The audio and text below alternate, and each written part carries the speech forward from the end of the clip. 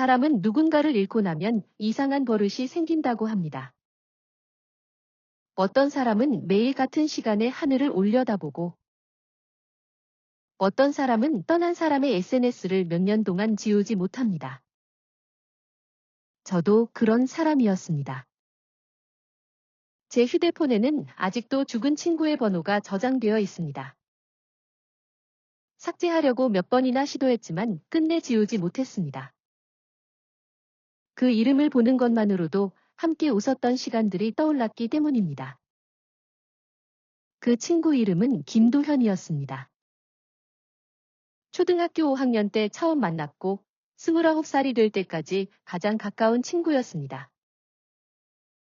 학교도 함께 다녔고 군대도 비슷한 시기에 갔고 취업 준비도 같이 했습니다. 우리는 서로의 부모님도 가족처럼 알고 지냈습니다. 그런데 3년 전 겨울, 도현은 교통사고로 세상을 떠났습니다. 새벽에 경찰에게 전화를 받았을 때도 믿지 못했습니다. 장례식장에서 영정을 보고도 실감이 나지 않았습니다. 납골당에 유골함이 들어가는 모습을 보고 나서야 조금씩 현실을 받아들이기 시작했습니다. 시간이 지나면 괜찮아질 거라고 사람들은 말했습니다. 하지만 시간은 사람을 무디게 만들 뿐이지 잊게 만들지는 못했습니다. 3년이 지나도 가끔 무언가 재미있는 일이 생기면 가장 먼저 도현에게 말하고 싶었습니다. 휴대폰을 집어들었다가 연락할 사람이 없다는 걸 깨닫고 다시 내려놓는 일이 반복됐습니다. 그러던 어느 일요일 아침, 평범한 휴일이었습니다. 늦잠을 자고 일어나 커피를 내리고 소파에 앉아 휴대폰으로 뉴스를 보고 있었습니다. 그때 알림이 하나 떴습니다. 새 음성 메시지가 도착했습니다. 대수롭지 않게 눌렀습니다. 하지만 보낸 사람 이름을 보는 순간 손에서 휴대폰이 미끄러질 뻔했습니다. 김도현. 순간 심장이 멎는 줄 알았습니다. 몇 초 동안 아무 생각도 들지 않았습니다. 누가 장난치는 건가? 번호를 재사용한 건가? 내가 잘못 본 건가? 수십 가지 생각이 동시에 머릿속을 스쳐 지나갔습니다. 다시 화면을 확인했습니다. 분명했습니다. 도현의 번호였습니다. 예전부터 저장해 두었던 바로 그 번호였습니다. 손이 떨리기 시작했습니다. 몇 번이나 심호흡을 하고 나서야 재생 버튼을 누를 수 있었습니다. 처음 5초 동안은 아무 소리도 들리지 않았습니다. 이어폰이 고장 난 줄 알고 볼륨을 높였습니다. 그 순간 아주 희미한 숨소리가 들렸습니다. 하. 그리고 잡음. 지지. 치지. 마치 오래된 테이프를 재생하는 것 같은 소리였습니다. 그 잡음 사이로 낮은 목소리가 들렸습니다. 미안. 딱 한마디였습니다. 12초짜리 음성이었습니다. 저는 그대로 굳어버렸습니다. 그 목소리는 분명 도현이었습니다. 억양. 호흡.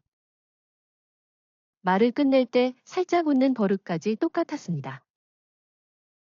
사람 목소리를 완벽하게 흉내내는 AI가 있다고 해도 그렇게 자연스러울 수는 없었습니다.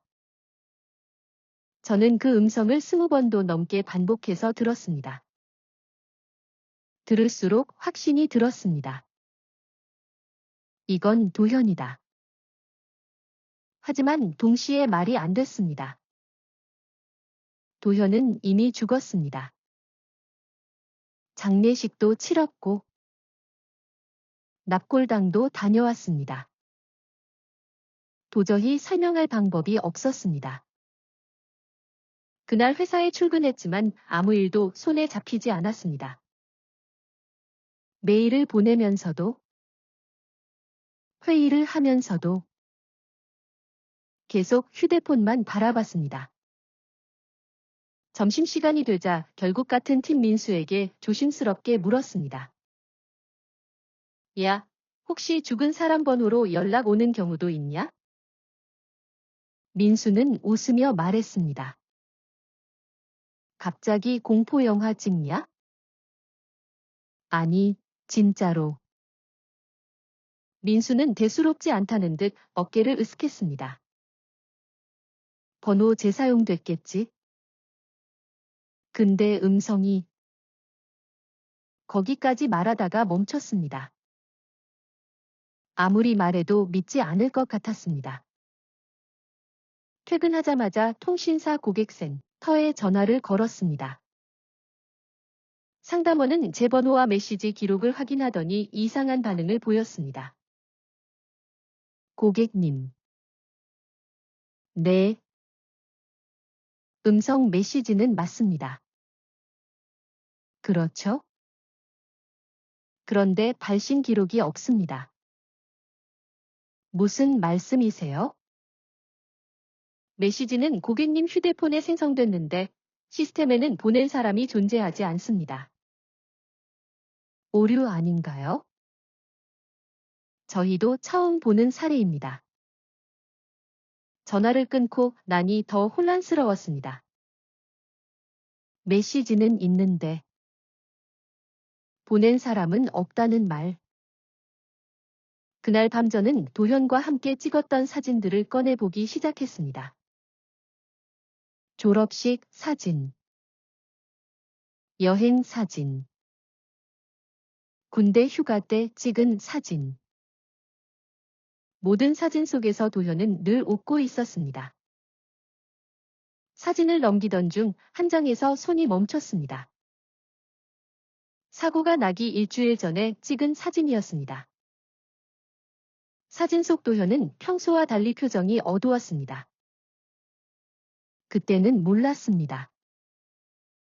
하지만 지금 다시 보니 도현은 카메라가 아니라 사진 뒤쪽을 바라보고 있었습니다. 마치 누군가를 계속 의식하는 사람처럼. 저는 사진을 확대했습니다. 그리고 그 순간 사진 배경 유리창에 희미하게 비친 사람 하나를 발견했습니다. 검은 모자를 눌러 쓴 남자였습니다. 그는 도현을 바라보고 있었습니다. 사진을 찍는 우리 둘이 아니라 오직 도현만. 순간 휴대폰이 진동했습니다. 시간은 밤 11시 47분. 새로운 음성 메시지가 도착했습니다. 이번에는 일요일이 아니었습니다. 메시지 길이는 단 4초. 재생하자 도현이 다급한 목소리로 말했습니다. 걔가 알아챘어. 그리고 통화가 끊기는 소리와 함께 누군가 아주 가까운 거리에서 웃는 소리가 들렸습니다. 이제 너 차례다.